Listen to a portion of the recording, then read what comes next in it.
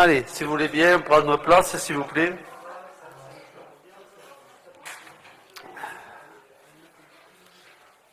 Allez, je vous en remercie. Donc, on va commencer ce conseil municipal. Donc, bien sûr, le sujet principal, c'est le DOB. Et on va le commencer, bien sûr, par l'appel classique. Donc, Éléonore, s'il te plaît. Marie-Josée Allen. Éléonore Barthes présente. Pierre Bertorello. Présent. Philippe Bory, pardon. Carlos Bico. Pascal Bousquet. Je crois qu'elle est retardée. Jean-Luc Chabozy. Maurice Combe. Elle doit être excusée, non?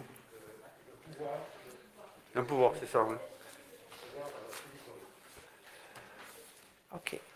Philippe Costa. Claudine Dallery. Sandra Dilus.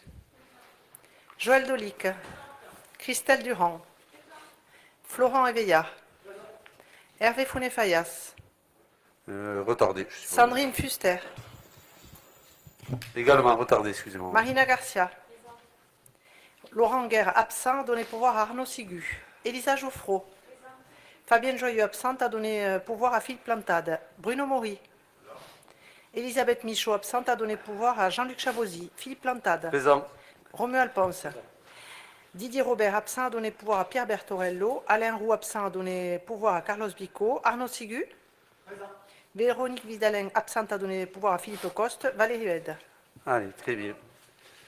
Valérie est là, donc on va souhaiter un bon rétablissement à tous ceux qui ont attrapé la Covid, et ils sont nombreux. Donc voilà, donc, je ne sais pas s'ils nous suivent, mais soyez bien sûr, on est très attentifs à votre santé. On vous souhaite à tous et à toutes, bien sûr, un bon rétablissement. Donc il n'y a pas de compte rendu, on le fera la fois prochaine. On vous propose de passer directement aux décisions. Tout d'abord, il faut désigner un secrétaire de séance classique. Il nous faut une personne qui puisse être désignée secrétaire de séance. Qui veut bien l'être? Je vois Joël qui lève le bras. Joël Dolic. Merci Joël, c'est sympa. Donc l'appel a été fait, donc je passe aux décisions. Alors, la première concerne une demande de subvention auprès des divers partenaires pour la construction du nouveau groupe scolaire. Donc, je ne sais pas si vous avez pu lire ça. Donc, c'est le budget prévisionnel s'élève à 5 046 244,46 €. On a 611 744,46 € de frais d'études et nous avons 4 434 500 € pour les travaux. La commune, en plus de ses fonds propres et de l'emprunt, sollicite les subventions suivantes. Donc, auprès de la préfecture de Haute-Garonne, dans le cadre de l'appel à projet pour la dotation de soutien à l'investissement, la DSIL, pour un montant de 300 000 €. Auprès du conseil départemental, dans le cadre des contrats de territoire, en sollicitant les tranches financières pour les années 22, 23, 24 et 25, pour un montant de 1 million d'euros. Donc, bien sûr, le conseil départemental, c'est 25% avec un plafonnement. Donc, on a demandé un étalement sur 4 ans. C'est M. Bertorello qui a rencontré nos conseillers départementaux. Et auprès de la CAF, pour un montant de 300 000 € également, on a demandé une aide auprès de la CAF. Voilà, toutes ces aides, bien sûr, ont été demandées en temps et en heure pour essayer d'avoir le plus rapidement possible des garanties. Est-ce que vous avez des questions? S'il n'y a pas de questions, je passe à la suivante. C'est la 01 sur l'année 2022. Demande de subvention auprès des divers partenaires pour la création, la mise en œuvre et le suivi d'un babysitting sur la ville de Bruguière. Donc on essaie de trouver des jeunes qui puissent faire le babysitting et on demande bien sûr une subvention pour financer cette formation. Ce projet consiste à accompagner et former des jeunes pour le babysitting, ce qui leur permettra d'être plus à l'aise en contact des enfants et de rassurer les familles concernées.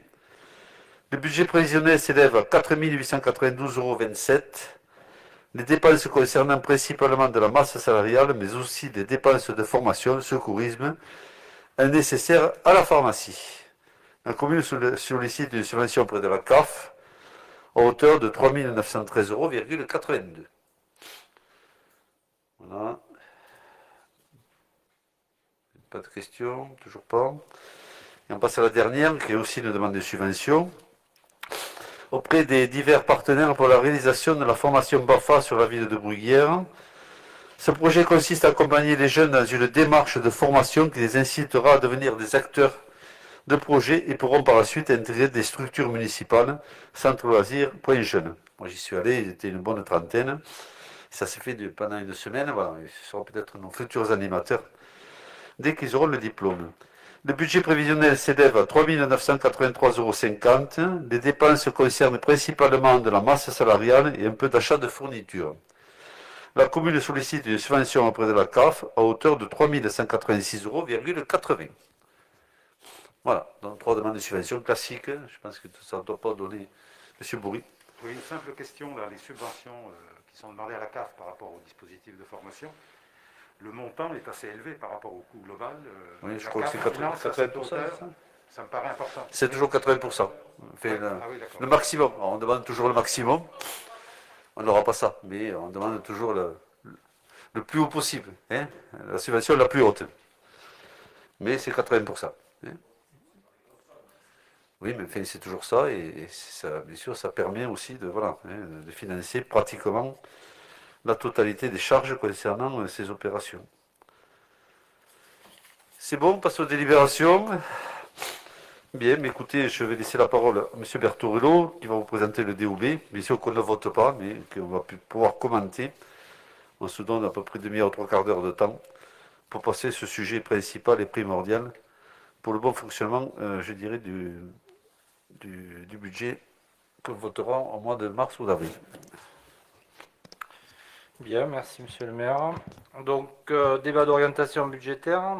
Donc, vous avez été destinataire du débat, des documents, pardon. Je pense que je m'arrêterai sur certains points, et puis si vous avez d'autres points, nous le mettrons au débat et à la discussion. Je remercie d'ailleurs les services, notamment les services financiers, notre directrice des services et notre stagiaire qui a aussi travaillé sur ce DOB qui est assez complet. Donc le débat d'orientation budgétaire qui est toujours composé d'une partie liée au contexte national avec un bilan 2021 et des perspectives 2022. Je passerai quand même assez rapidement sur le contexte national, sauf si vous avez, quelques questions. Ce que j'ai relevé d'intéressant, que la croissance en 2021 accumulée a été de 6,6%, ce qui est quand même assez important.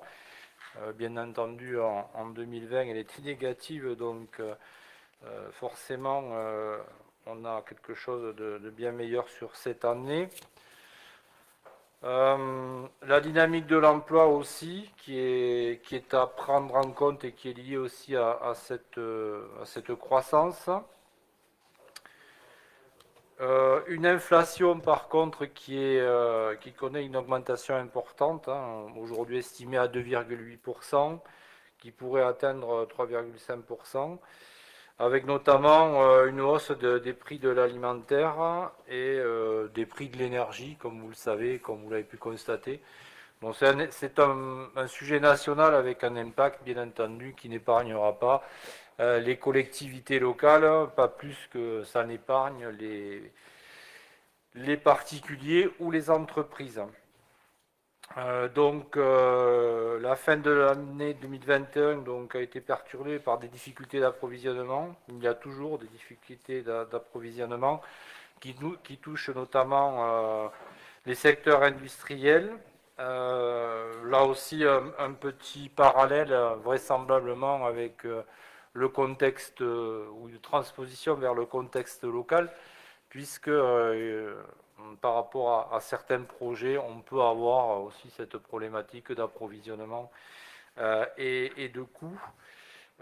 Donc ce n'est que l'impact du contexte actuel. Qu'est-ce que j'ai relevé aussi c'est dans le débat politique, mais aussi en 2021, une dette publique qui s'est encore creusée, qui atteint 116,3% du PIB. Voilà. En ce qui concerne 2022, donc effectivement, on a une projection de croissance versus Banque de France, hein, qui prévoit une stabilisation de la situation économique avec une diminution finalement de ce taux de croissance estimé à 3,6 en 2022, peut-être plus bas en 2023 et encore un peu plus en baisse en 2024, hein, à hauteur d'1,4%. Voilà, bon, ce sont que des prévisions que font les organismes aujourd'hui, les organismes bancaires. Donc un déséquilibre des comptes publics. Je rajouterai aussi, c'est peut-être pas dans le DOB, mais c'est quand même une situation, c'est un marqueur au niveau de la France, hein, c'est le déficit extérieur qui est encore en hausse cette année. Hein. Je crois qu'on est à version 2020 de moins 87 milliards d'euros de déficit, donc c'est quand même pas une bonne nouvelle. Hein. D'autres pays n'ont pas des déficits, mais une croissance positive en exportation. C'est pas le cas de la France. Voilà. Sur les données locales, bon, c'est un peu un focus sur les communes. Ce que je retiendrai, je crois que c'est sur les données de la fiscalité locale. S'il vous plaît. Oui. Est-ce qu'il est possible d'intervenir au fil du, si vous voulez, rapport oui, que vous oui. faites, ça sera plus simple. Oui, sur oui. les données. On passera, oui, Sur je les vous en données, prie, oui. sur les données, le contexte national, hein, je voulais apporter quelques éléments de réflexion au débat, puisque Oui. le débat, il devrait y avoir. Allez-y. Là, il s'agit de données de 2020 hein, que vous avez recueillies, puisque celles de 2021 ne sont certainement pas publiées, et ces données de 2020 donc, traduisent qu'imparfaitement la réalité de 2021, qui est quand même bien différente de 2020 avec le contexte lié à la crise sanitaire, et en termes de perspective, on le verra tout à l'heure, un contexte politique incertain quant au choix que les électeurs feront en avril prochain. Mais il est intéressant de relever plusieurs éléments. Vous parlez dans ce rapport de l'augmentation du nombre de décès en 2020. Oui, effectivement. Mais celui-ci, si on étudie un peu plus près les choses, ne relève pas uniquement de la pandémie, puisqu'on voit monter un taux de suicide, un nombre d'accidents du travail en hausse, qui génère aussi cette augmentation, bon, qui n'est pas exponentielle par rapport à la notion de pandémie, mais ça c'est un autre sujet. Autre aspect que nous pouvons relever, la croissance a connu une hausse dans la seconde partie de 2020, donc après la période de confinement strict. Bon, mais celle-ci, si on se fie aux éléments que vous avez pu apporter, se retrouve à un niveau quasi équivalent à 2019. Hein. On fait référence au PIB qui est de moins 0,1%, donc on a quand même une évolution qui n'est pas aussi importante que cela. Donc le discours de la croissance qui redémarre est à prendre avec précaution, me semble-t-il. Hein. Concernant le marché de l'emploi et le chômage, cette présentation me paraît un peu ambiguë, avec une augmentation du taux d'emploi, une baisse du taux d'emploi des jeunes, la stabilité du chômage de longue durée. Donc voilà les éléments saillants qui sont mis en avant. La reprise éventuelle d'emplois concerne ici des emplois, pour la plupart, et là vous ne le développez pas, mais des emplois précaires en CDD, avec quand même une augmentation de l'ubérisation dans les activités professionnelles qui sont proposées ces derniers mois ou ces dernières années. Ça, c'est donc par rapport à l'emploi, ça me semble important de le souligner, par rapport aux conditions de vie d'un certain nombre de nos habitants, hein, puisque l'objectif de notre débat, c'est le débat d'orientation budgétaire par rapport au budget de la commune, et donc l'impact que cela peut avoir sur la vie de nos concitoyens. Quant à l'inflation, c'est un des derniers points que je voudrais aborder, elle connaît effectivement une augmentation scandaleuse. Je dis scandaleuse parce qu'on a un certain nombre d'éléments économiques qui font flamber les tarifs des énergies, l'alimentation suit également, les services aussi, les péages, les matériaux, vous l'avez évoqué, hein, et ça aura des conséquences certainement sur les projets que nous pourrions avoir, et nous avons notamment avec la construction du groupe scolaire.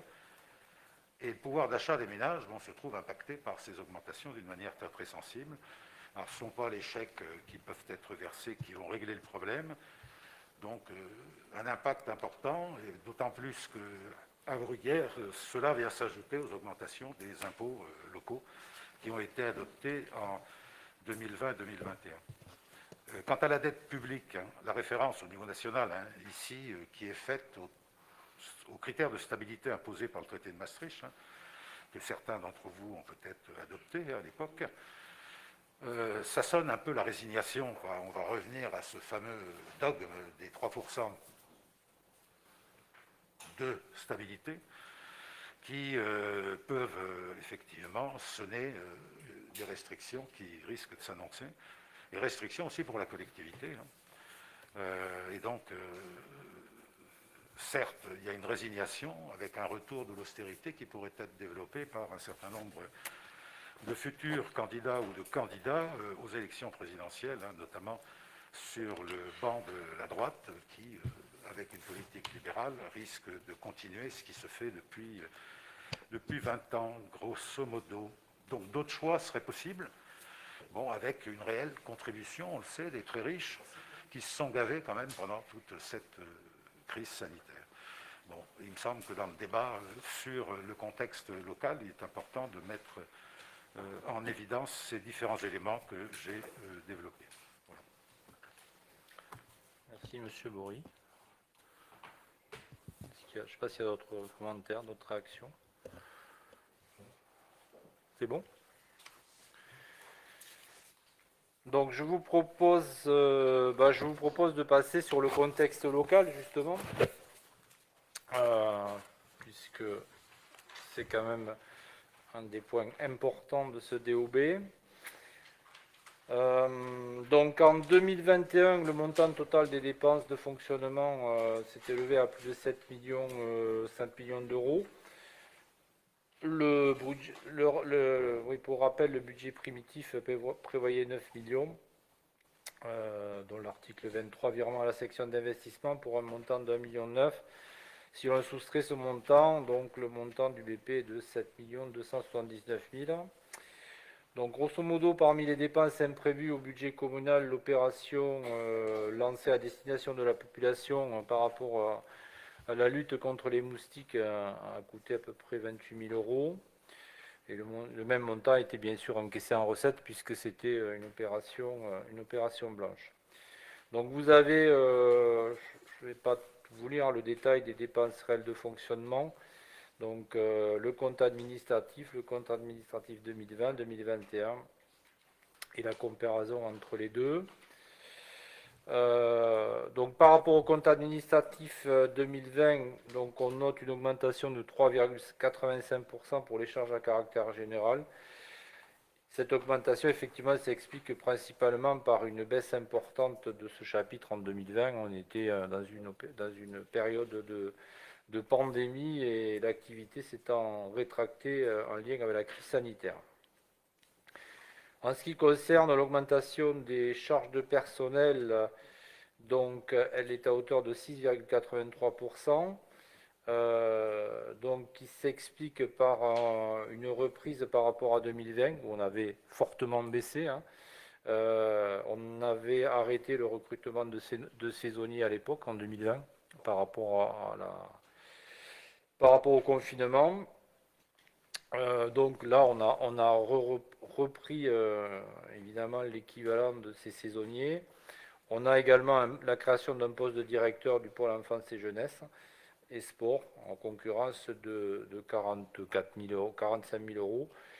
Et de plus, effectivement, chaque année, on a un impact systématique de la fonction du glissement vieillesse et technicité qui est revalorisé chaque année.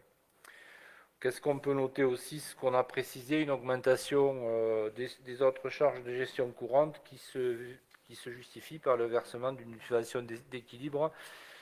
C'était la première année au niveau du CCAS de la commune à hauteur de 45 000 euros. Les charges financières, elles, ont diminué puisque les emprunts arrivent à terme en 23 et en 24. Une diminution également des charges exceptionnelles en 2020. Une hausse a été constatée en raison des remboursements des spectacles pendant la période de pandémie. En 2021, ces demandes sont beaucoup moins importantes. Une augmentation des charges liées aux atténuations de produits qui s'explique par le reversement de la dotation forfaitaire versée à tort par l'État, qui nous avait donné un trop-versu de 10 000 euros. Cette augmentation, elle est aussi liée à la reprise des pénalités liées à la loi SRU, qui s'élève donc à 62 219 euros en 2021, puisque c'est un peu la fin du dispositif qui était lié à la vente du château, qui nous avait permis en fait de baisser ces contributions. Donc ça c'est pour les dépenses. En ce qui concerne les recettes, alors évidemment les recettes elles sont conformes, c'est ce qu'on a expliqué en commission des finances, elles sont conformes à ce qu'on avait prévu, puisque on a rééquilibré sur l'aspect budgétaire grâce à la fiscalité notre budget. Donc pour les contribuables, on rappelle, et vous l'avez souligné tout à l'heure M. Bory, que d'une part, la réforme de la taxe d'habitation sur les résidences principales s'est poursuivie en 2021, puisque 80% des contribuables ont été totalement exonérés du paiement de cette taxe. Les 20% restants ont vu une baisse de 30% cette année, et il y aura encore quelques baisses en 2023. Pour les collectivités, rappelons que la commune, c'est important aussi dans le mécanisme, ont désormais récupéré la part départementale de cette taxe et que les taux ont évolué. Voilà. Et que effectivement la commune en 2021 a augmenté son taux de taxe foncière sur les propriétés bâties, pour arriver à un taux à 39,42%, qui est lié en fait à la fusion de la taxe foncière et de la taxe départementale. Donc ça contribue effectivement à avoir des recettes fiscales qui ont atteint un montant total de 2 millions d'euros, soit 452 424 euros de plus que par rapport à 2020. Voilà. Les recettes, elles, liées aux services publics. Donc les produits des services, ils retrouvent un certain dynamisme lié principalement à leur ouverture en continu tout le long de l'année. On était moins habitué en 2020. Donc effectivement, une progression en tout cas tarifaire. On a un effet un peu différent en fait sur le bas Scala, qui pour l'instant ne retrouve pas son niveau d'activité. Et donc on a une baisse de nos recettes à hauteur de 15% globalement. Donc là vous avez en fait un détail des différentes recettes encaissées en 2020, 2021 et le comparatif. Donc on voit par exemple que sur la billetterie, le niveau encaissé en 2021 est plus bas qu'en 2020. Donc les autres recettes, sur les autres recettes, la DGF qui comprend 4 composantes, la dotation forfaitaire, donc part principale de la DGF, est basée principalement sur le nombre d'habitants de la commune, sur la superficie de la commune, sur les anciennes compensations liées à la part salaire de la taxe professionnelle, sur un complément de garantie qui devait permettre de compenser les effets de la réforme de la DGF survenue en 2004. Ainsi que sur une dotation liée aux parts nationaux et naturels. Pour la commune, cette part, pour l'instant, elle est rendue à 0 €. La dotation de solidarité rurale, donc cette part, elle est attribuée aux communes de moins de 10 000 habitants. Donc elle comprend 3 fractions, une fraction bourg-centre, basée notamment sur le potentiel financier et la population, une fraction péréquation, basée également sur le potentiel financier, et donc la fraction péréquation basée notamment sur le potentiel financier, la longueur de voirie, le nombre d'enfants âgés de 3 à 16 ans, et une fraction cible qui vise à recentrer la part de la dotation de solidarité rurale sur les 10 000 communes rurales les plus défavorisées. Donc à ce titre, Bruguière a perçu en 2021 62 640 €. La commune ne perçoit pas la dotation nationale de péréquation. Et en ce qui concerne la dotation de solidarité urbaine et de cohésion sociale, nous ne la percevons pas non plus. Notre contributeur, évidemment, important, c'est la CAF, avec nos contrats enfance-jeunesse. Bien que ça ait un petit peu baissé, c'est une contribution. Oui, merci Marie-Jo. Je mets en mode avion. Merci. Donc il y a une baisse de 13% en raison notamment de la baisse de fréquentation des services. Ceci dit, on a une somme de 571 000 € quand même de la CAF, qui nous permet en tout cas de fonctionner. Que dire de plus? Une diminution des charges exceptionnelles en 2020. Non, je vous l'ai déjà dit ça. Donc ça, je suis bon. Alors, on constate également un dynamisme des recettes liées à la taxe additionnelle aux droits de mutation, avec une évolution de 17,77% par rapport à 2020.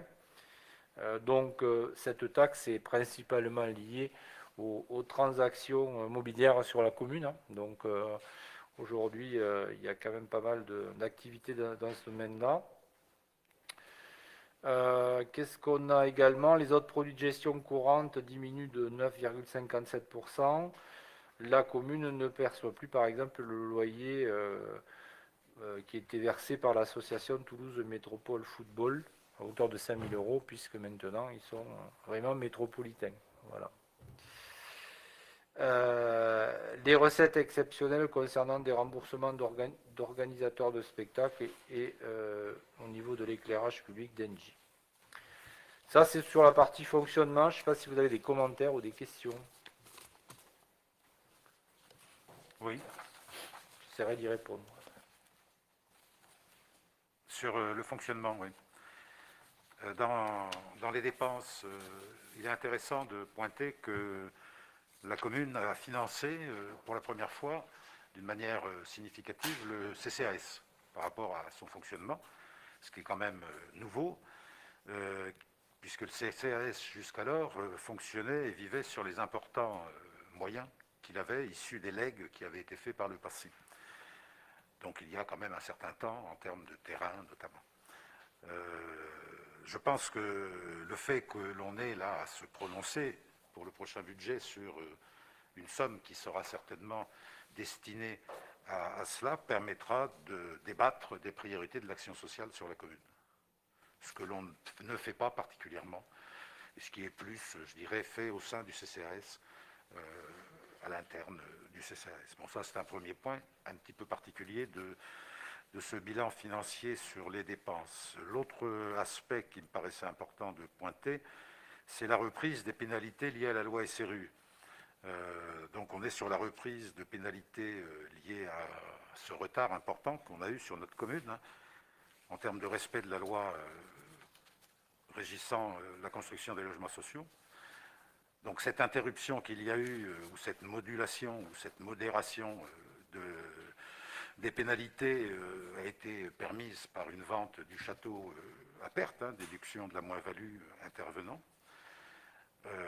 À ce propos, moi je trouverais intéressant pour les conseillers municipaux, qui pour un certain nombre sont nouveaux, de faire le bilan de l'ensemble des sommes en termes d'amende, en termes d'indemnités qui ont été versées depuis le début. Bon, c'est une demande que je fais, qui me paraît très intéressante. Je pense que la somme doit être rondelette.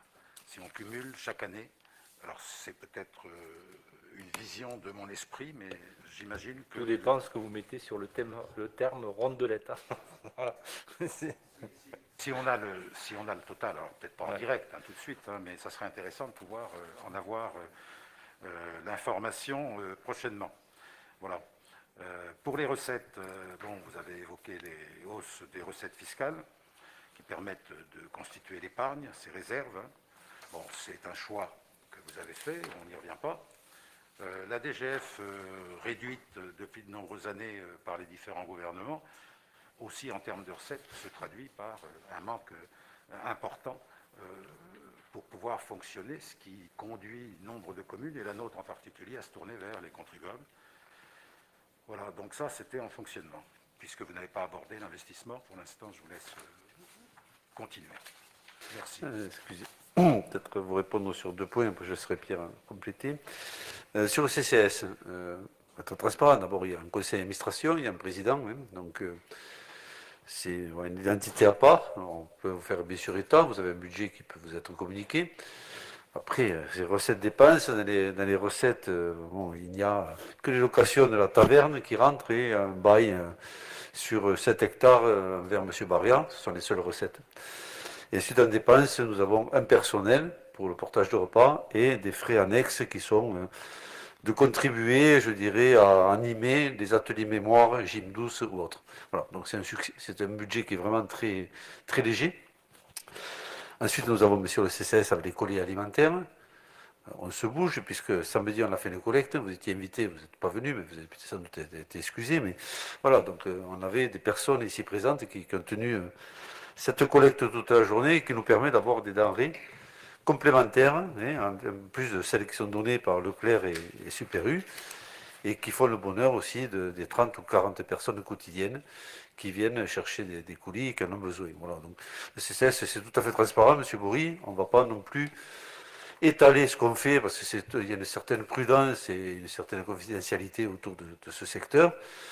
Sachez que c'est vrai que c'est la première fois qu'on donne une subvention d'équilibre. Avec la Covid, voilà, c'est tout à fait, je dirais, légitime, normal. On va essayer de réduire cette demande à la ville. Et après quoi, bien sûr, la ville doit secourir le CCS et combler le déficit. Ça fait partie, je dirais, des obligations que nous avons tous. Sur la loi SRU, on va au fort état. Hein. Moi, je vous dis qu'en 10 ans ou en 8 ans, on a fait un travail colossal et je tiens en plus à remercier, à féliciter les services et les élus concernés d'avoir quand même fait près de 400 ou 500 logements, hein, voilà, sur un taux qui devient tout à fait, je dirais, intéressant pour la ville. Hein. On a un parc maintenant de logements sociaux. Hein. On respecte le plan triennal de la préfecture, donc on n'est pas sur amende, hein. On est sur des amendes normales et qui sont figées, hein, voilà, et qui sont dans des plans triennaux, et que l'on respecte à 30 ou 40 logements par an. Voilà, on est sur ce côté-là. Après, ne pas plus avoir de pénalités, ça veut dire avoir 300 ou 400 logements de plus, ça veut dire qu'il faut accueillir une population nouvelle, qui est coûteuse, donc on doit faire aussi attention à l'équilibre du budget. Moi, je ne dis pas qu'il faut payer les amendes au lieu de faire de l'habitat, mais il faut le faire de façon réfléchie, il faut le faire de façon posée, de façon à avoir anticipé la population qui arrive, qu'elle soit dans de bonnes conditions d'accueil. On le voit avec le deuxième groupe scolaire, voilà, on le verra dans d'autres services municipaux.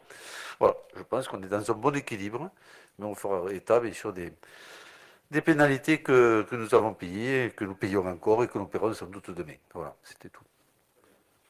Pierre, Je continue. On va passer effectivement à la part investissement. Donc, vous avez un tableau donc également avec le compte administratif 2020-2021, le delta, et globalement vous avez la liste finalement en 2021 des dépenses qui étaient inscrites dans nos prévisions, avec pas mal d'investissements finalement, hein, donc les travaux de réhabilitation des vestiaires à hauteur de près de 33 000 euros. La maîtrise d'œuvre du groupe scolaire, hein, pratiquement 273 000 euros. La vidéoprotection pour pratiquement 12 000 euros. Des travaux relatifs aux économies d'énergie à hauteur de 28 000 euros. De l'acquisition de matériel technique au Bascala. De la mise en place de serrures à badge pour sécuriser les bâtiments. Des travaux de réfection d'une partie de la toiture de l'école maternelle à hauteur de plus de 100 000 euros. Des travaux de réfection de toiture du Bascala à hauteur de 12 000 euros, un peu plus, qui sont en lien avec le contentieux.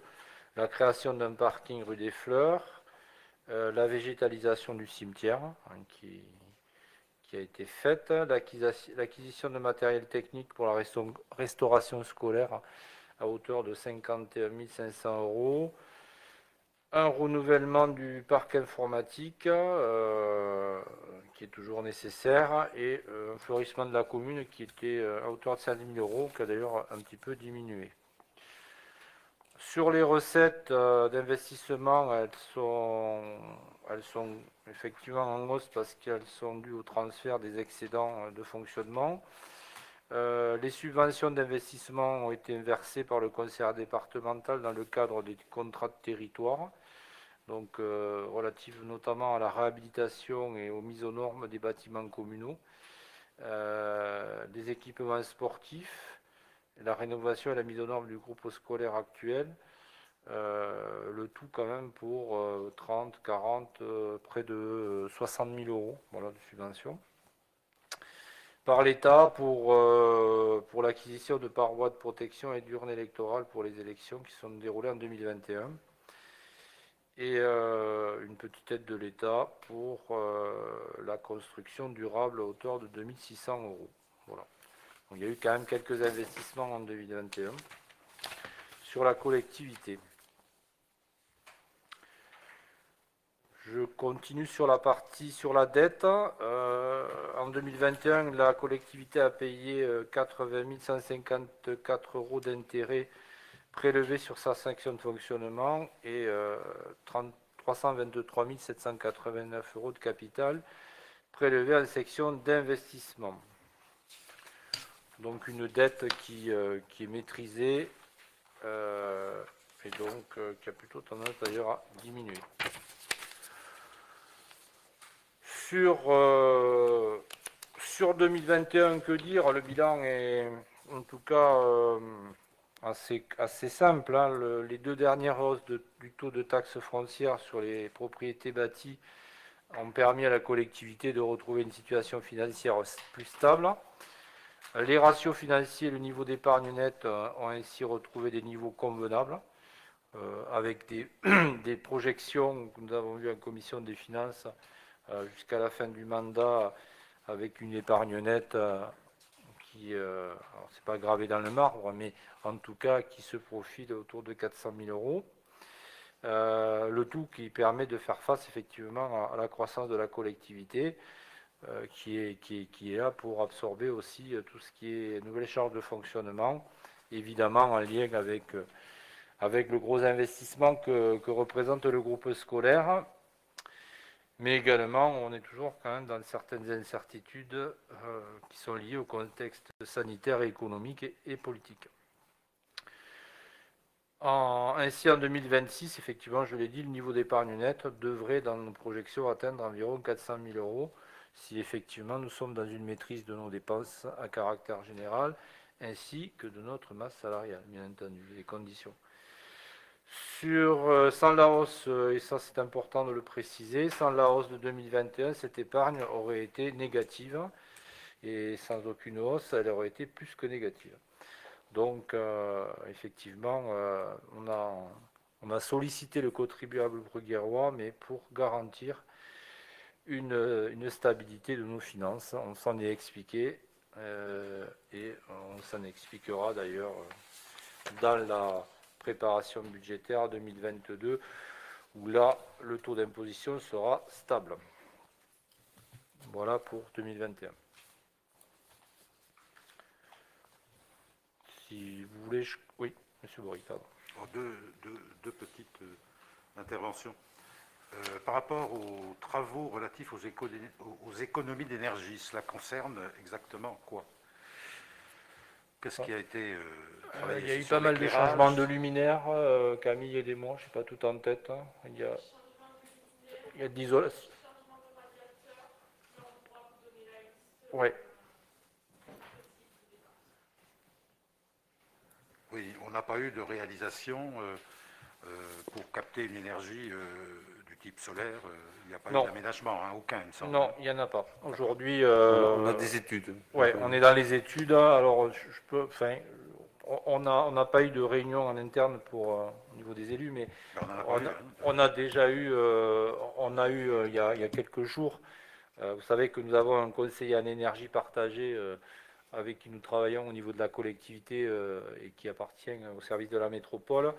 Aujourd'hui, la métropole lance un appel à projet pour aider les collectivités pour développer la partie solaire.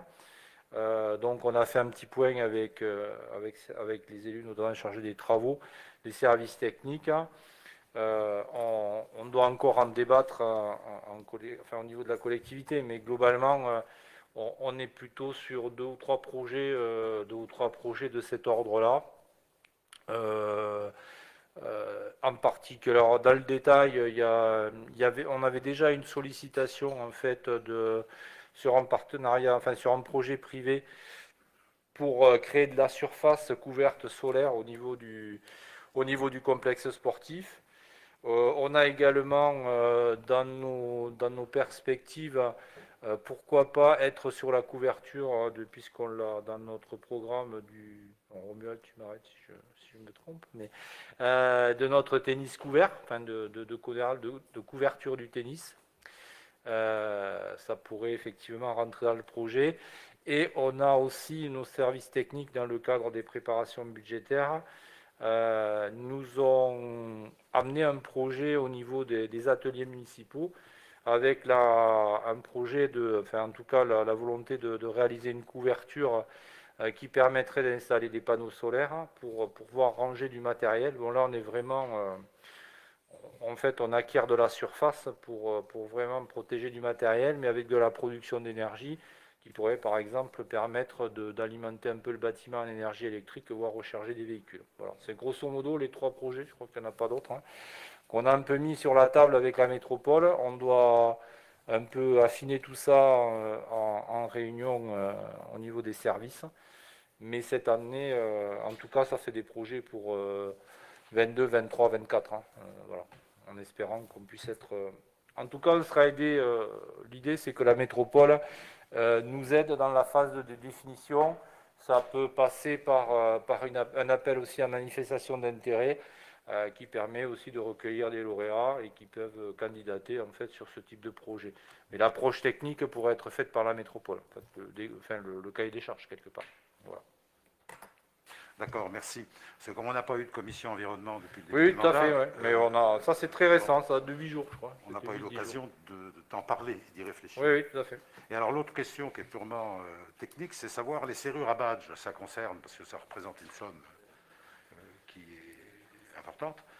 Les serrures à badge, pour quelle... Alors les serrures à badge, par exemple, la mairie aujourd'hui est équipée de... C'est du contrôle d'accès en fait sur les bâtiments. En fait. Alors il y a la mairie, il y a le complexe de mémoire. On doit avoir... qu'est-ce qu'on a? Les services tech, l'APM, l'école, une partie. Ouais. Le CTM, mais ça n'a pas coûté une fortune, M. Bourri. C'est des badges voilà, qu'on a un peu partout et qui nous permettent de contrôler l'accès, de savoir qui rentre ou qui sort. Et d'éviter des clés de partout, parce que les clés, ça se perd. Voilà. Au moins, le badge, il y a une certaine modernité aussi. Voilà. Oui, c'était en fait, par souci, on a remarqué qu'on perdait beaucoup de clés, ça nous coûtait cher. Donc on a dit on va mettre des badges. Voilà.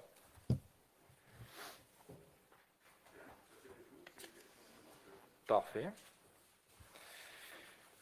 Alors, les perspectives budgétaires de 2022. Bon, la préparation budgétaire, elle est loin d'être bouclée, mais en fait, aujourd'hui, on a quand même en miroir le contexte sanitaire qui est encore compliqué, je dirais. Donc, on a déjà dans nos préparations budgétaires de 2022 des événements tels que la Saint-Valentin qui est dans les budgets qui ont été annulés. Qu'est-ce qu'il en sera des repas de quartier, des fêtes champêtres, fêtes de la musique? Bon, on a prévu certains éléments dans le budget, mais on ne sait pas trop. On est toujours quand même sur certaines incertitudes, mais on a quand même prévu les crédits. L'inconnu aussi, c'est reprise ou moyenne reprise ou reprise totale au niveau du Bas-Cala. Ça a l'air plutôt de reprendre, mais voilà, ça fait partie d'un contexte qu'on ne maîtrise pas vraiment. En tout cas, aujourd'hui, on va revenir à des prévisions. Grosso modo, c'est les enveloppes. La partie prévisionnelle sur les charges à caractère général, sur les charges de personnel, vous avez le compte administratif 2021, vous avez les prévisions pour le BP 2022. On revient grosso modo sur du 2019 un peu, on n'est pas loin de 2019, voilà, on va dire ça comme ça. Donc au niveau des charges à caractère général, ce qui est certain, c'est que la collectivité va retravailler, continuer à travailler sur sa politique d'économie d'énergie sur les différents bâtiments. On attend une hausse importante du coût de l'énergie, forcément. Entre parenthèses, on a mis en place en octobre un marché avec un contrat de performance. Donc on va regarder ce que ça peut donner aussi au niveau des bâtiments et de la consommation. Bon, après, c'est un marché qui se veut travailler sur 3 ans, 4 ans. Donc bon, l'impact est à mesurer, mais a priori, on devrait être sur quelque chose d'assez cohérent. En tout cas, l'énergie, pour partie, on aura absorbé la hausse. Au niveau des charges de personnel, a priori, l'évolution elle est principalement liée au GVT, donc au glissement vieillesse technicité. On a cette année, on a le passage une évolution des auxiliaires de puéricultrice en catégorie B. Il y a eu bien sûr le versement de l'indemnité inflation, bon, qui est quand même qui est retiré de nos salaires, enfin des charges. A priori sur les charges de personnel, rien à signaler de plus pour 2022. Les pénalités de la loi SRU, effectivement, on en parlait tout à l'heure, elles sont évaluées. Alors il y a 2 scénarios. Il y a un scénario bas à 65 000 euros et un scénario un peu plus haut à 113 000 euros, suivant le taux que le préfet décidera d'appliquer, qu'on ne connaît pas aujourd'hui. Voilà. En général, il s'était positionné plutôt à 20%. S'il décide de passer à 25%, ça sera 113 000 euros. Chapitre 65, maintien des dépenses.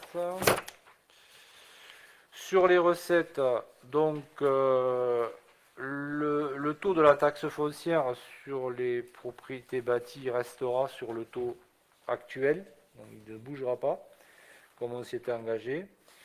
En revanche, l'État nous a signifié a signifié à toutes les collectivités en France, en tout cas, oui, une revalorisation des bases de l'ordre de 3,4%.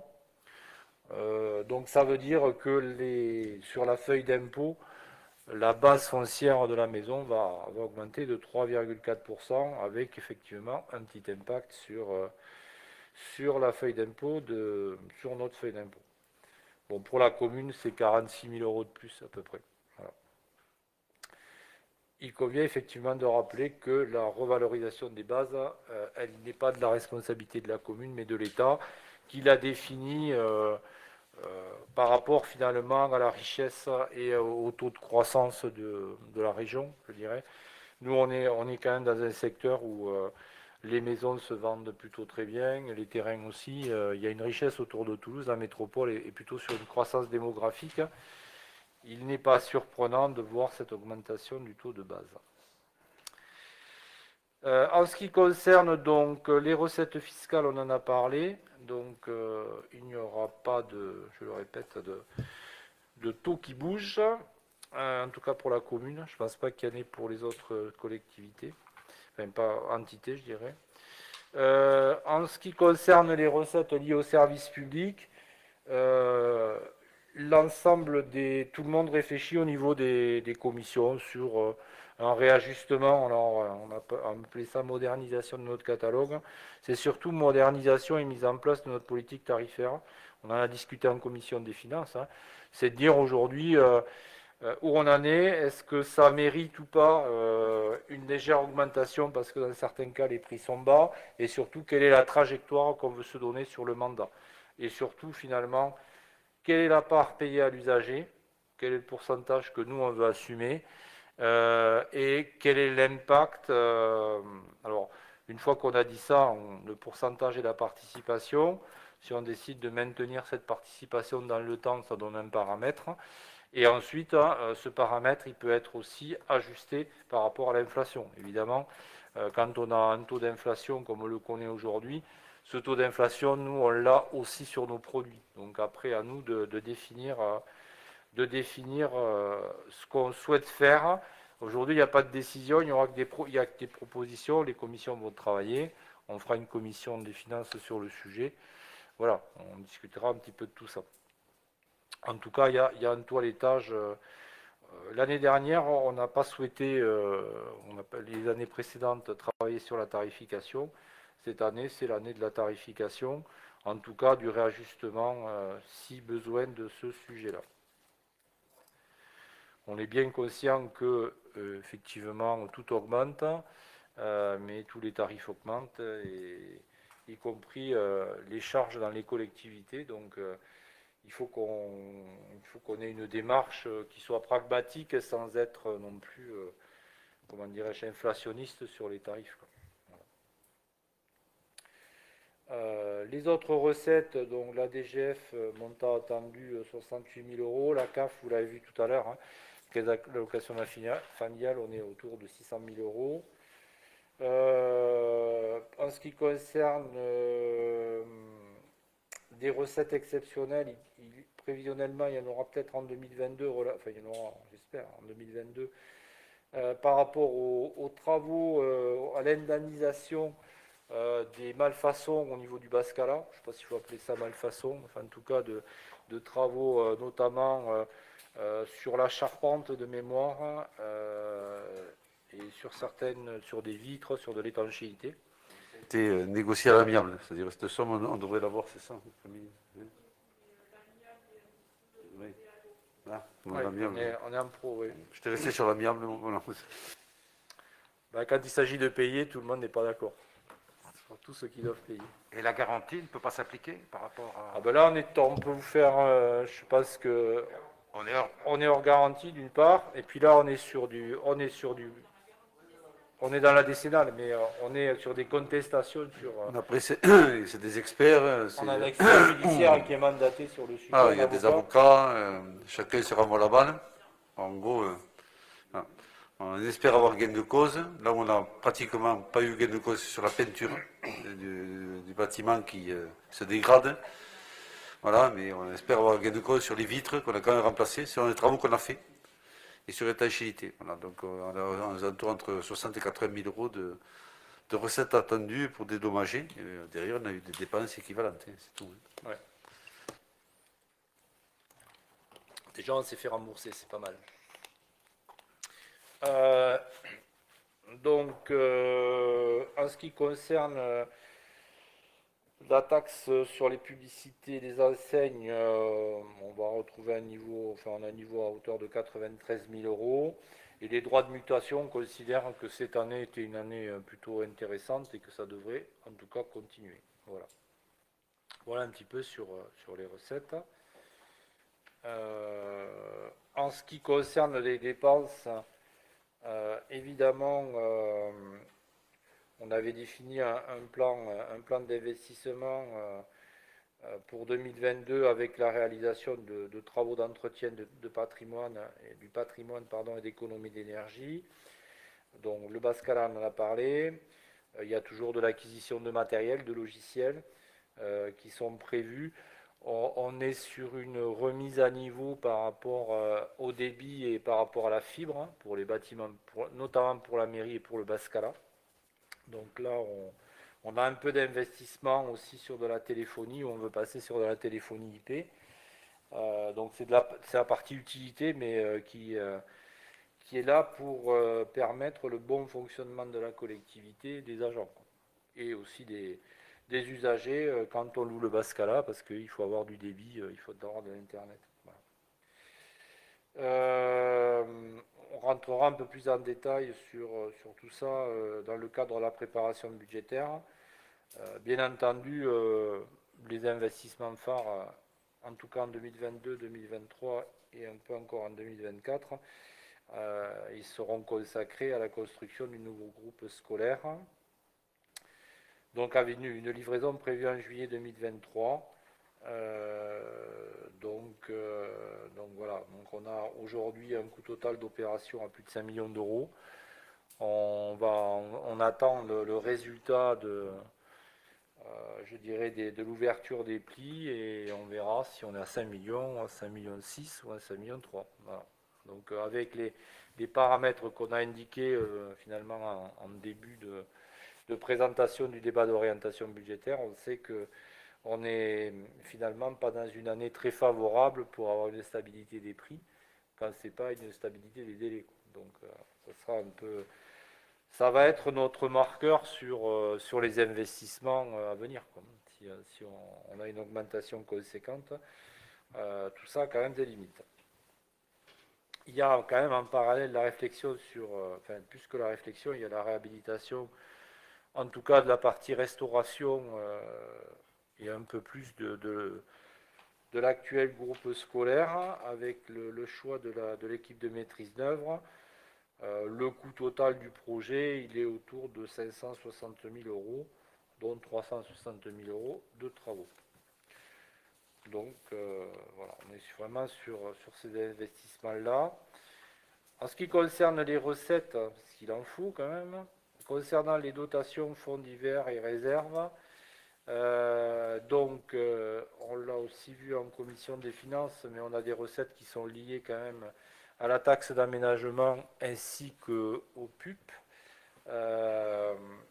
qui globalement amène à peu près 1 million d'euros sur le groupe scolaire, puisque finalement ces aménagements et cette TAM et ces PUP sont dédiés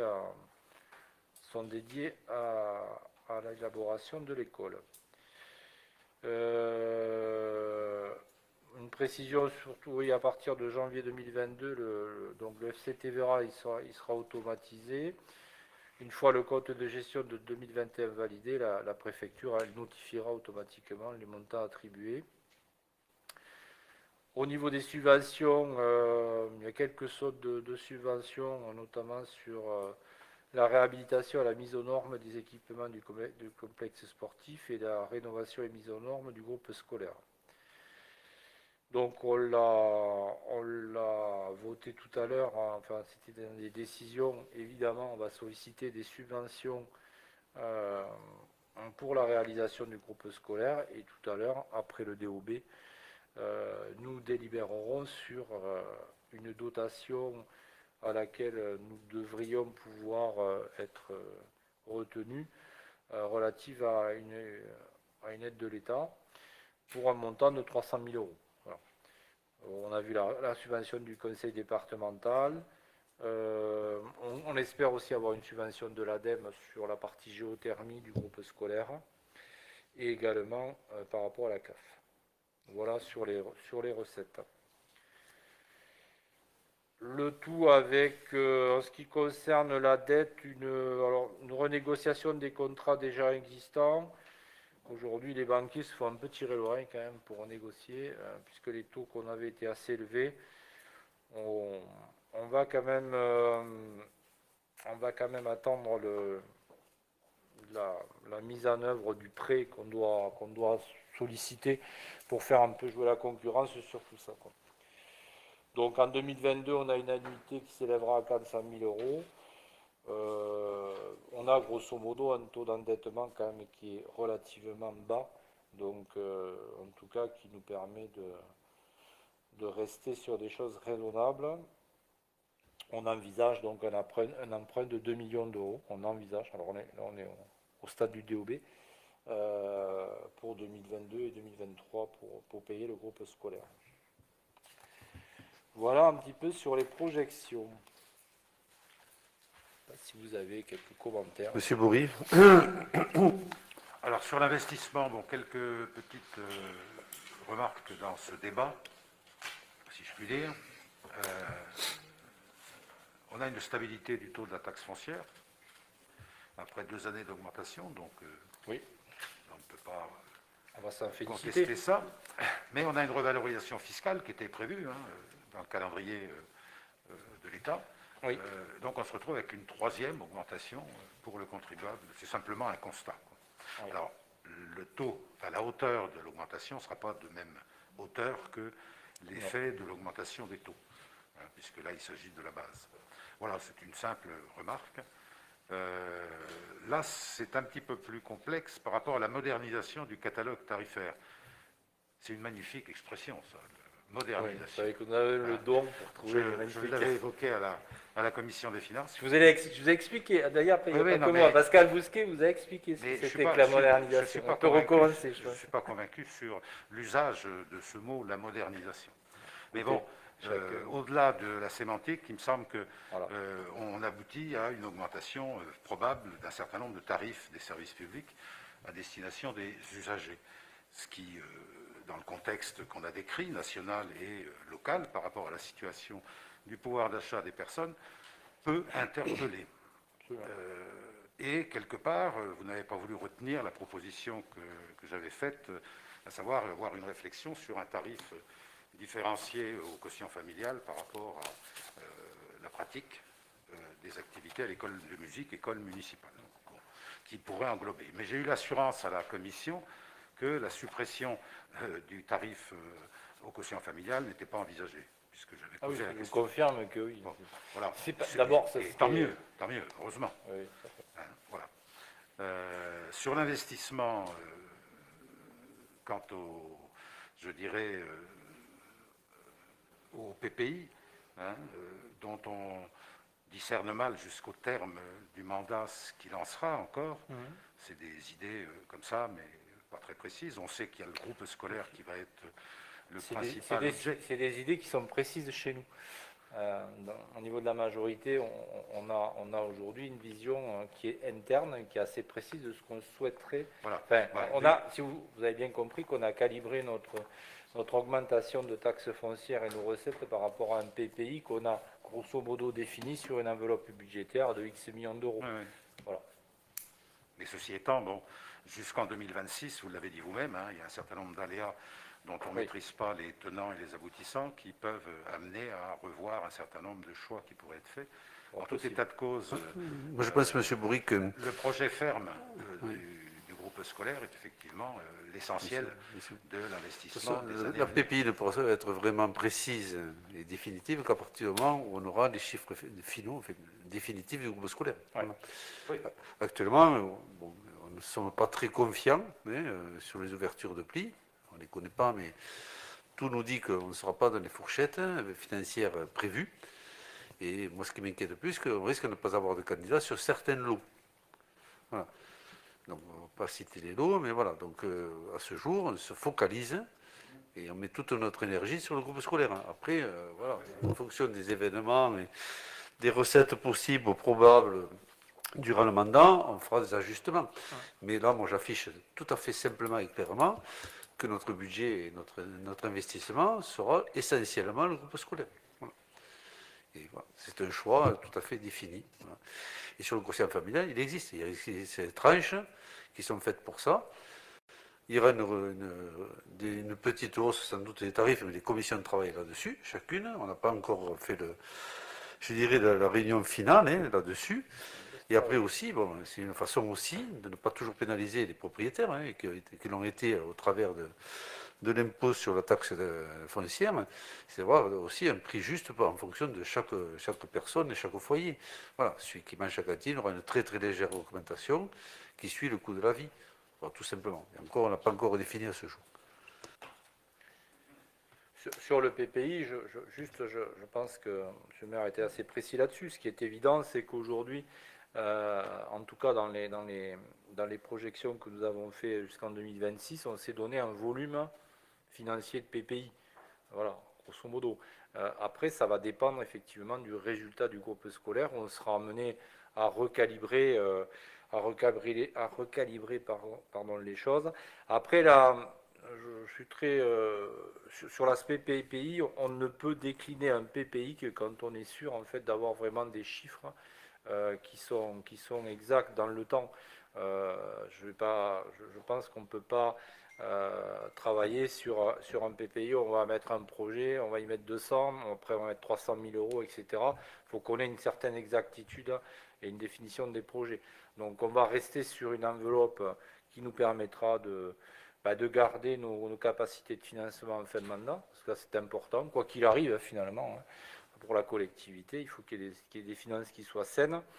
Après, que sera fait l'avenir, vous l'avez dit tout à l'heure, il y a des élections présidentielles, on ne sait pas du tout quelles conséquences et quel impact auront les collectivités les élections présidentielles sur les collectivités. Ce qu'on peut dire aujourd'hui, c'est que le fait d'avoir quelque part sécurisé avec des recettes que nous avons aujourd'hui le fonctionnement de la collectivité, sans parler d'investissement mirifique, ça permet de stabiliser quand même une courbe jusqu'en 2026. Voilà, on va dire ça comme ça.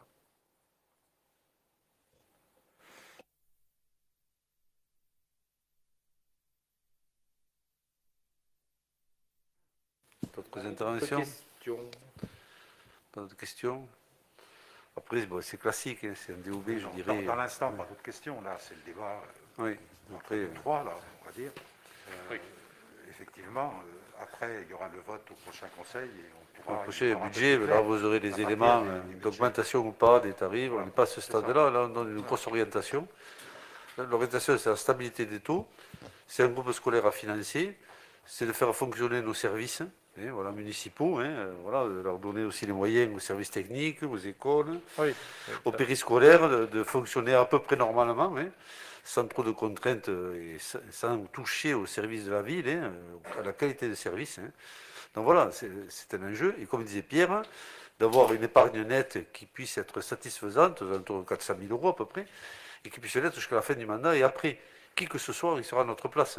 Au moins, on aura un budget qui soit, je dirais, correct et qui permette d'envisager l'avenir. Voilà. Donc on n'est pas dans l'urgence, on est sur une gestion réfléchie, voilà, pour un DOB qu'on vous soumet aujourd'hui, en toute transparence. C'était effectivement les grandes lignes. Ouais. Bien, s'il n'y a pas d'autres questions, écoutez, on va finir sur le DOB, puisqu'on ne le vote pas. Donc on passe à la délibération suivante, qui est une délibération un peu nouvelle, et qui sera bien sûr revue, puisqu'on nous demande de délibérer sur des chiffres sur le groupe scolaire, bien sûr qu'on n'a pas.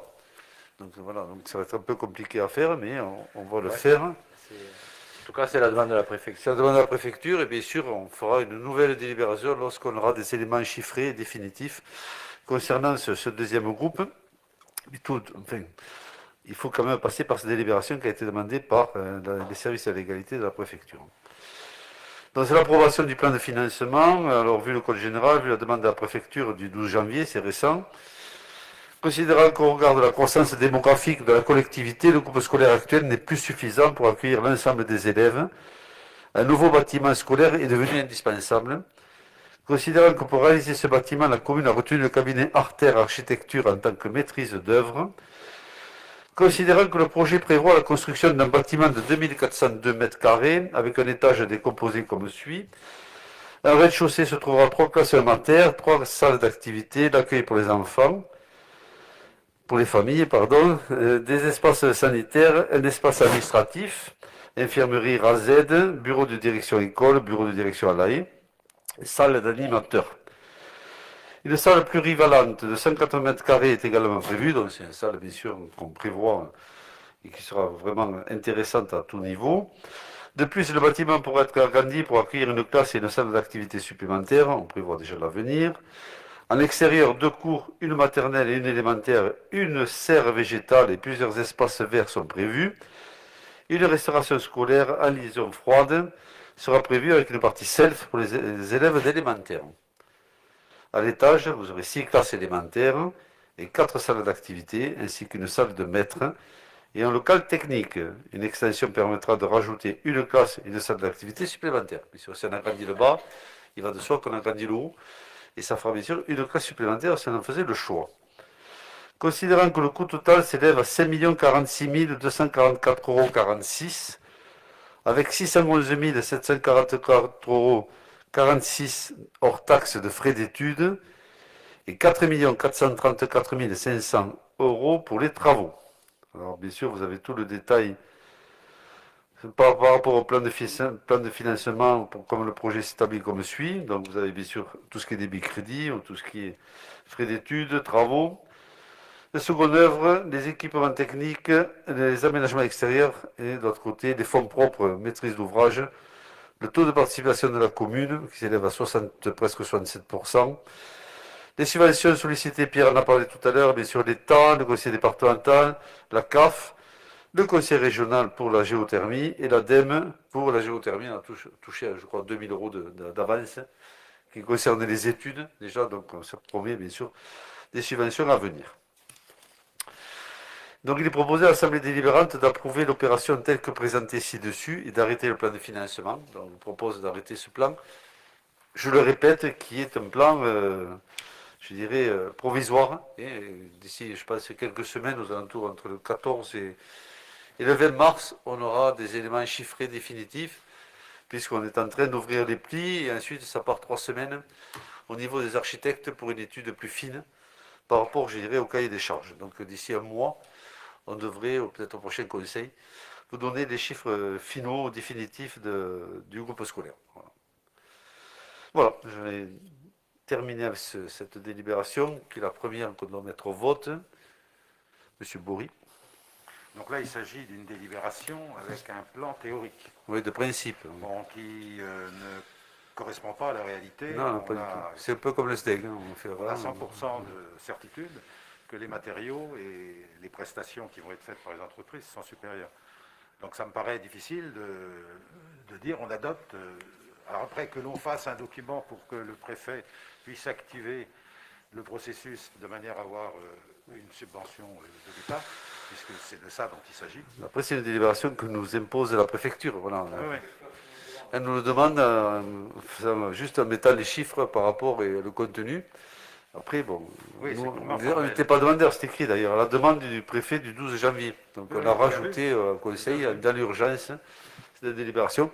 Voilà, c'est vrai que pour nous, ça nous paraît un peu surprenant. C'est plus que surprenant. Après, on est respectueux de la loi. Voilà. C'est pas très cohérent de la part du préfet qui Après, bon, mais il prend acte sur les éléments de base qui ont été donnés par les architectes. Donc voilà, on ne part pas sur n'importe quoi. Voilà, on part sur quelque chose qui avait été quand même plus ou moins prévu, mais il y a quelques temps, avec bien sûr des augmentations sur le sel du marché actuel. De toute façon, c'est la base, c'est l'estimatif qui a été fourni par les architectes. Si on n'était pas dans un contexte inflationniste comme on l'est aujourd'hui, peut-être on ne se poserait même pas la question, quoi. Oui, ça c'est certain. Si on était dans un contexte... Voilà. Mais on ne l'est pas. Après, vous savez, nous respectons Monsieur le Préfet et ses prérogatives. Hein. Oui, là, on respecte les règles. Voilà. Qui sont... et nous, ça nous gêne un peu. Alors, on sait fort bien que, de toute façon, il faut qu'il y ait une délibération qui soit votée, que la majorité va la voter. On était un petit peu sur une hésitation par rapport à la pertinence de ce vote, puisqu'on est sur un vote où on engage des décisions qui ne seront pas tenues. Donc, après, vous seriez à ma place, M. Bourri, vous seriez à ma place, vous prendriez la délibération. Ah ben, si j'étais à votre place... Vous ne poserez même pas la question. On vous demande de le faire. Je veux dire, c'est parler pour... Je dirais, voilà. Vous allez vous abstenir, mais c'est pas grave. Pas grave. On se posait la question. Posez-vous là, rapidement. De ne pas voter. Oui. Après, sur le fond, je peux comprendre que se poser la question. Après, on vous demande de la passer. Je veux dire, c'est tout à fait légal de prendre acte des chiffres qui ont été annoncés par les architectes et qui nous ont permis de faire, je dirais, un premier bilan financier de comment on finance cette opération. On prévoit 2 millions d'euros d'emprunt. On a demandé des aides au conseil départemental avec ces chiffres-là. Excusez-moi, on a fait des pubs sur ces chiffres-là. C'est-à-dire, voilà, on a demandé des participations aux promoteurs sur ces chiffres-là. Je veux dire que le plan ne correspondra pas à la réalité. Mais ça, vous n'en savez rien, moi non plus. Voilà. C'est un petit peu ce qui nous gêne. Oui. Alors, dans notre position de minoritaire, qui n'empêche pas le processus à la préfecture de, j'espère, suivre son cours au regard d'un éventuel changement de plan, je pense que le préfet l'entendra, on se positionnera sur l'abstention pour cette délibération. Donc, on va passer aux voix. Donc, vous allez vous exprimer sur l'abstention. Alors, qui vote contre ou des refus de vote? Est-ce qu'il y a des abstentions? Donc, On va dire, vous êtes combien? 4, c'est ça? Et nous sommes la majorité à approuver ce que le préfet nous demande. Voilà, je vous en remercie.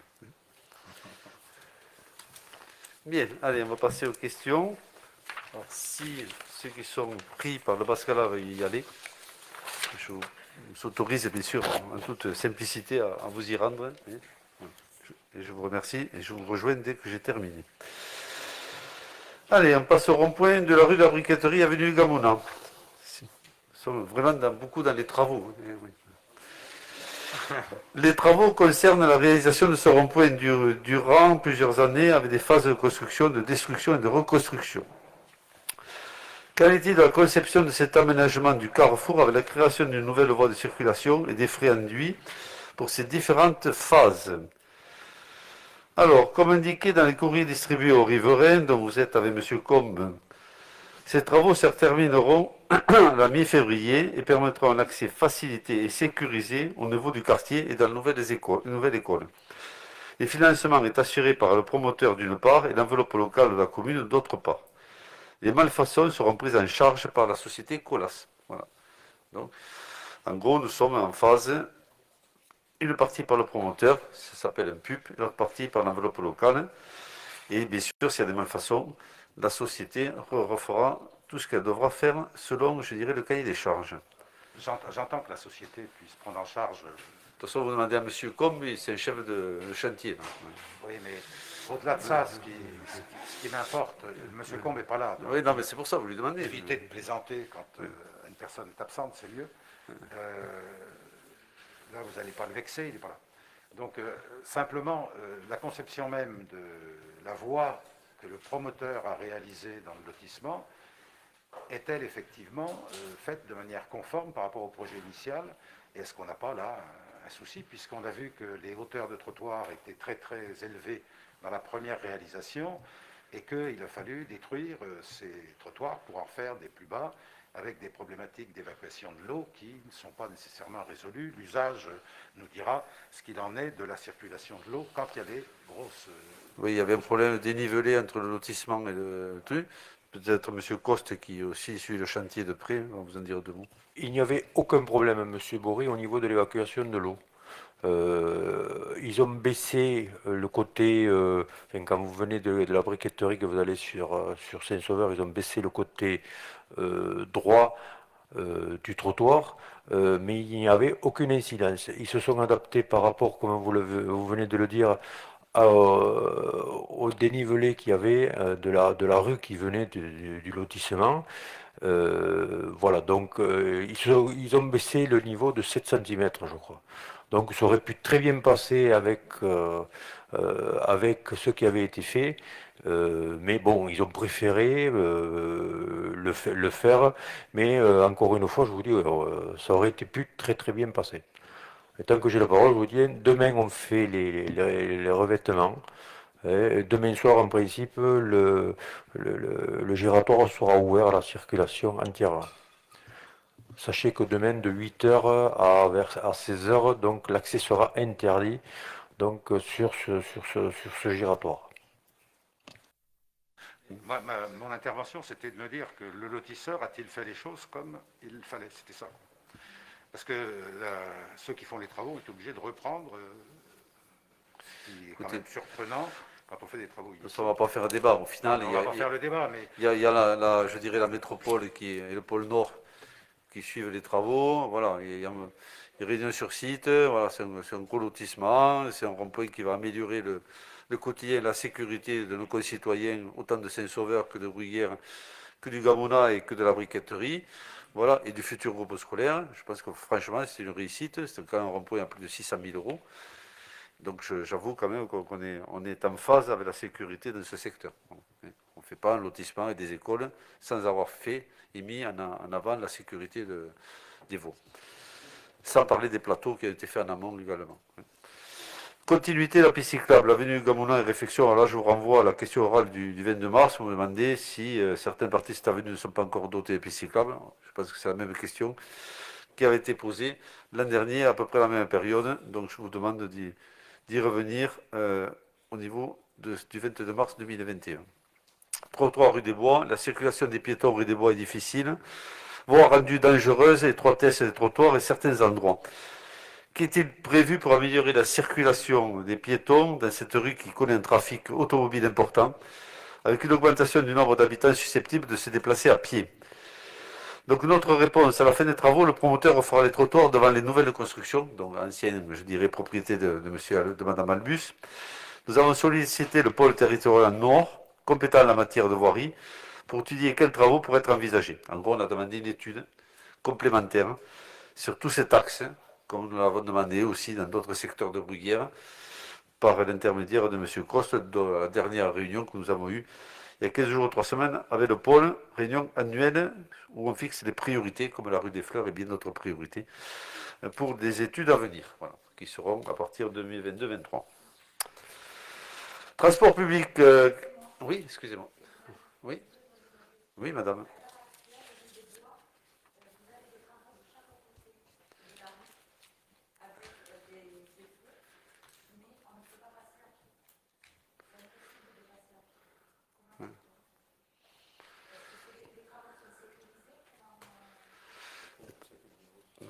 C'est au niveau de la résidence?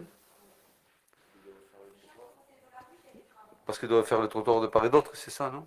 On va regarder demain. Je ne vous cache pas que on va demander ou de faire de l'alternance ou de faire des... Ils ne font pas avec vert rouge la façon de traverser, non, non. Ouais. Bon, écoutez, on va regarder pour... Bien sûr, monsieur. Bon, écoutez, on va regarder. J'irai demain.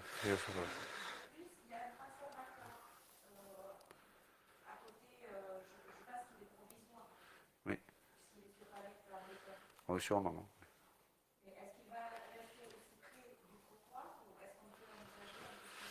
Écoutez, c'est sur des palettes, je pense qu'il va être sans doute supprimé ou déplacé. On va regarder, d'ici finir les travaux, et ce qu'on peut faire, il va regarder Philippe demain après-demain, et on vous fera un mail, pour vous dire exactement, et le transformateur, et pour l'espace piéton, qu'est-ce qu'on peut améliorer en moins de temps des travaux. Enfin, à mon avis, les travaux n'ont pas duré trop longtemps, donc on va essayer de voir et de répondre à votre question le plus rapidement possible et de façon favorable. Alors, ça c'est vu pour la rue des Bois, donc on va demander une étude. Alors, je ne vous garantis pas des travaux pour l'année prochaine, mais au moins on aura une étude chiffrée et de voir exactement ce qu'on peut faire, sachant qu'aussi on a une partie sur CP. Transport public, qu'en est-on du projet de transport par TCO vers la gare de Saint-Jory? Et plus largement, quelles sont les améliorations prochaines pour la desserte de notre commune? Le projet devant succéder au BUN, qui devrait être fonctionnel en 2020, ne devrait pas aboutir avant de nombreuses années. Alors, grâce à notre action auprès des TCO, je pense qu'on a 2 personnes ici présentes qui sont très attentives à ça. Notre commune sera reliée via un arrêt à Saint-Alban au futur Lino 10, qui rentrera en service à la rentrée prochaine. Le projet de bus vers Saint-Jory sera étudié par TCO après la mise en place des aménagements ferroviaires du Nord toulousain. Voilà, donc on suit ça de façon attentive, mais on est aussi lié aux aménagements ferroviaires du Nord toulousain avant d'avoir cette transversalité possible vers Saint-Jory. Bien sûr que l'on souhaite tous. Impasse des Palanques. Les travaux de construction d'habitation à l'entrée de l'impasse des Palanques ont contribué à la détérioration par la voie de circulation. Alors là, ça se trouve dans l'Ouest, en allant vers Gratentour, pour les gens qui ne connaissent pas. Voilà, les travaux où habitent d'ailleurs des amis à vous, c'est ça, voilà. D'où la question, sans doute. La remise en état est à réaliser Toulouse Métropole sans être informé de situation. Quelle est la nature des travaux qui devraient être réalisés, sachant que là où les entreprises ayant causé les dégradations de la voie publique devront bien évidemment prendre en charge le coût de remise en état. Merci de préciser quelle est la situation. Alors la police municipale y est allée plusieurs fois, a fait des constats pour identifier les entreprises qui ont endommagé la chaussée. Bien sûr, on est allé voir aussi le propriétaire qui fait des travaux. Cela relève de la compétence de Toulouse Métropole qui est en contact avec elle pour remettre la voie en état. Voilà, donc bien sûr, je suis le premier à le signaler, puisque j'y passe pratiquement tous les jours pour promener mon animal, et je constate bien sûr énormément de travaux, de boue, et voilà, de dégradation, et je suis le premier à vous soutenir là-dessus, et d'être aussi le premier à demander que les travaux puissent se faire pour remettre en état ce qui était fait avant, et au moins le remettre comme avant. Donc je demanderai bien sûr, comme vous, d'être vigilant dans ce secteur de Bruguière. Panneau indicateur de vitesse, la commune est dotée de 2 panneaux lumineux, indicateurs de la vitesse des véhicules. L'un situé route Montauban a été supprimé, le second toujours en place route de Toulouse dispense un affichage défectueux, donc inefficace. Nous proposons qu'il soit remis en état de bon fonctionnement et de remplacer un nouveau panneau indicateur de vitesse route de Montauban. Le caractère préventif de ces panneaux nous conduit à proposer également d'en implanter un troisième à l'entrée de notre commune, route de Castelginès, en amont de Super-U, un quatrième en amont du futur rond-point rue de la Briqueterie en venant de Saint-Sauveur. Merci de mettre en débat pour avis au sein de notre conseil municipal. Donc, nous solliciterons notre prestataire, notre réponse pour réparer le panneau situé avenue de Toulouse, bien sûr. La route de Castelginès, grâce à son action conjointe avec Attentour, sera réaménagée et sécurisée. Je vous rappelle enfin que la police municipale fait régulièrement des contrôles de vitesse dans divers points de la commune, ainsi que la gendarmerie. Par ailleurs, chemin de Loubit, un panneau stop a été avancé pour une meilleure visibilité. Voilà, c'est fait. Chemin de Loubit, voilà. Voilà, donc la police passe, la gendarmerie passe, puisque je fais des points réguliers avec la gendarmerie. C'est certain, on ne peut pas aussi couvrir toute la commune aussi facilement qu'on le souhaiterait. L'idée sur la descente de Saint-Sauveur qui est empruntée quand même de manière importante le matin, notamment par les personnes qui partent par Gamouna et qui vont rejoindre certainement l'autoroute, c'est qu'ils arrivent à une vitesse assez rapide. Là, bon, il y a le rond-point qui va être signalé, le nouveau rond-point dont on parlait tout à l'heure, qui va contribuer certainement à ralentir, mais il serait intéressant qu'il y ait un signalement. Après, le problème, il faut aussi qu'on ait une alimentation électrique. Autrement, il faut mettre les photovoltaïques, que parfois on nous pique. Voilà, c'est compliqué. Voilà. Enfin, ce qui nous paraît important, c'est de marquer la signalisation d'une manière... Oui. On demandera au pôle, qui est compétent en la matière, ou de faire un traçage au sol. Qui veille à ça. Bon, ils ne sont pas favorables au traçage au sol chez nous, mais enfin, moi, pourtant, ça me plaît bien. Je suis à la Sainte-Thérèse tout le week-end, il y avait du 30 partout sur la route. Ce matin, je suis à la Balma, j'ai vu du 30 partout sur la route. Alors, je ne sais pas pourquoi, à Bruguière, on ne peut pas faire un traçage à 30. Donc, je vais ressolliciter le pôle pour leur demander de faire des petits ronds 30. Je trouve que ça marque un peu, on le voit en conduisant, mieux que de lever la tête. Enfin, voilà, ça, c'est mon avis très personnel, mais j'ai un peu de mal. Voilà, je préfère le dire, ça sera écrit et retranscrit. Bien, on passe à la fois suivante. Monsieur Boris, c'est bon. PLUH, confirmation de son annulation, c'est le cas. L'annulation des PLUH se confirme. Un nouveau projet d'urbanisme qui ne devrait aboutir qu'en 2025 pourrait se traduire pour les 37 communes en métropole par une densification de la population mètre carré et la réalisation des constructions d'une hauteur plus importante. Quelle perspective envisagée pour notre commune? Alors, nous sommes pour l'instant dans l'attente de l'arrêt de la Cour administrative d'appel de Bordeaux à ce sujet, mais bon, il ne faut pas se leurrer, je pense que ça va être cassé, la décision initiale sera maintenue.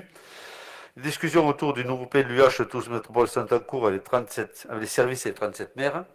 Donc nous avons des réunions vraiment très très régulières avec le président des services. Nous avons reçu ici dans cette salle Elsa Madieu, qui est la responsable des services, du service, avec aussi le personnel qui va avec. On a regardé toutes les demandes. Nous avons eu 2 séminaires, dont un la semaine dernière. Voilà, on est vraiment en phase de travailler le futur PLUH et de donner à chacun d'entre nous la possibilité ou pas de faire des modifications légères pour éviter à certaines communes d'être dans l'embarras pendant les 3 années qui vont suivre. Voilà. Sur Bruguière, très honnêtement, on a très peu de demandes. On n'aura pas de demande particulière, si ce n'est des demandes dans le cadre du PLUH futur, d'ouverture de zones. On se contentera de garder les zones, les dents creuses qu'on appelle sur Bruguière, il y en a encore certaines, pour accueillir la population que l'on souhaite ouvrir. Mais il n'y aura pas de transformation d'hectares, puisque la loi aussi, vous le savez, contraint et demande plus du vertical que de l'horizontal, c'est ce que vous avez écrit. Voilà. Donc peut-être du R+3 sera demandé dans 3 ou 4 ans sur des axes bien précis, comme le Xiraco ou autre, si ça se fait. Après, je ne vous cache pas, on a très peu de demandes au niveau de Bruguière et très peu de transformations notables dans le cadre de notre service urbanisme. Mais ce qui serait intéressant, c'est que dans le cadre d'une commission urbanisme, il puisse y avoir une réflexion là-dessus, concernant l'ensemble du conseil, pour pouvoir avoir, au-delà des réunions que vous avez, des séminaires que vous avez, la possibilité d'y réfléchir, puisque c'est quand même Pour l'instant, orientations. déjà on réfléchit entre nous, c'est déjà pas très simple. Hein, voilà. Non. Pour l'instant, on réfléchit entre nous, ce qui n'est pas très simple. Vous savez qu'à échéance 20-30 ans, on aura 600 hectares à consommer, ce qui est très peu, sur toute la périphérie des 37 villes. Et quand vous avez je sais pas, une rocade à faire ou un pont sur la Garonne envisagé, exemple, ça prend de la superficie. Donc voilà, ça mange de l'hectare. Hein. Sans compter qu'une ville comme Toulouse, bien sûr, pèse, et c'est ce qui est tout à fait légitime et normal, de voir exactement le mètre carré qui va être dépensé dans les années à venir. Et en 2050, ça sera encore pire, puisque le mètre carré dépensé devra être compensé. Voilà. Donc on est loin, on va complètement changer de philosophie. C'est très brutal hein, comme changement. On s'y prépare. Hein, et on a aussi des services qui sont là pour ça, hein, autant sur la métropole que des services municipaux, qui sont au niveau des élus, Fabien Joyeux, voilà, qui s'est mis tout à fait dans le bain, et qui tous les jours nous fait des propositions pour qu'on puisse garder le cap et qu'on puisse aussi permettre de faire nos logements sociaux. Ça fait partie des critères et des objectifs, de faire toujours les 30 ou 40 logements sociaux par an. Mais enfin, nous, il nous semble important que les habitants soient un peu plus informés par rapport à tout ça. Alors, Toulouse Métropole va peut-être faire une campagne d'information. Oui, je pense. Il y aura devant le public, le nouveau PLUIH fera l'objet de consultations, bien évidemment. Mais pour l'instant, si vous voulez, on se focalise, on attend déjà le jugement définitif, oui, même si on se prépare à l'autre, hein, on se focalise sur la modif. Voilà, on essaie de la faire la plus légère possible pour que les services puissent avoir du temps pour préparer le nouveau PLUH en parallèle. Voilà. Donc, pas mettre toute l'énergie sur des modifs qui ne vont servir à rien, parce qu'avant que le modif passe, il faut 2 ans. Et le PLUH, on estime, on a l'espoir de le faire en 3 ans, 3 ans et demi. Donc voilà, donc on est sur des délais qui sont quand même assez proches. Hein. Donc, mais après, on demandera à Fabienne, quand elle sera rétablie, là, de venir au prochain conseil, on doit le faire pendant 10 minutes pour vous expliquer un petit peu ce qu'est la loi et en même temps ce que nous, on peut faire à Bruyères ou ce qu'on ne pourra pas faire. Et vous dire les zones qui sont ouvertes et fermées. Voilà. Et vous donner un état général de la collectivité avec ses possibilités à 3, 4 ans, 5 ans ou 10 ans. Voilà. C'est quelque chose qu'on est en mesure de faire. Après, je ne vous propage pas, on ne va pas le faire demain, mais on va vous le donner dès qu'on peut, en fonction aussi de l'urgence et du temps disponible de chaque personne. Le pont sur la Garonne, dernier point, le 8. Les événements du 11 janvier concernant le blocage du pont de Gagnac, seul pont pouvoir être emprunté entre Blagnac et Verdun sur Garonne, renforce l'urgence de se voir construire un nouveau pont sur la Garonne, attendu depuis de très longues années. Qu'en est-il de l'échéancier concret et l'accélération pour la construction de cet ouvrage d'art indispensable pour notre agglomération et les déplacements des habitants ou habitantes du Nord Toulousain notamment. Nombre de maires des communes du Nord Toulousain dont vous étiez, M. Plantade, s'était médiatiquement regroupé avec le député de notre circo. Avant la fin de son mandat, quel résultat obtenu pour le lancement de la construction de ce pont? Notre réponse, le dossier suit son cours. Voilà, je pense qu'il y a une motivation de part et d'autre, même je pense que le président Moudin a reçu aussi tous les maires concernés il y a 2 ou 3 mois, pour dire aussi son engagement et a demandé aux services de suivre de près ce projet. Les services métropolitains travaillent sur le projet, devraient cependant être soumis à plusieurs enquêtes publiques ou concertations. Bien sûr, il y a des délais auxquels je ne doute pas que vous y participerez. Nous espérons obtenir la déclaration d'utilité publique dans le courant de 2026. Voilà, c'est-à-dire qu'en 2026, si tout va bien, on devrait avoir une DUP pour des travaux. Devrait, on va dire, tout va être conditionnel, être aux alentours de 2029. Voilà. Oui, mais c'est les délais normaux. C'est une chance de 10 ans. Je veux dire, c'est les délais normaux de... Ah, mais ça, anticipation, je ne vous parle pas. Vous me posez des questions sur les délais. Je suis transparent en vous disant que les délais sont de 2026 pour avoir tous les papiers avec toutes les réserves foncières à acquérir. Parce que il n'y a pas que le pont, il y a aussi toute la déviation vers Merville. Il y a tout ce schéma d'aménagement qui va doubler ou tripler la valeur du pont. Ça va faire un échangeur et ça va permettre de désenclaver tout ce qui est Merville et tout ce secteur où je pense très sincèrement, j'appuie le dossier. Voilà, il y a le pont de Gagnac, le nouveau pont, et aussi tous les échangeurs autour des villes comme Merville, Auxonne, Seille, pour ne pas les citer. Voilà, écoutez, j'ai répondu à vos questions, et je vous souhaite à toutes et à tous une bonne soirée. Merci.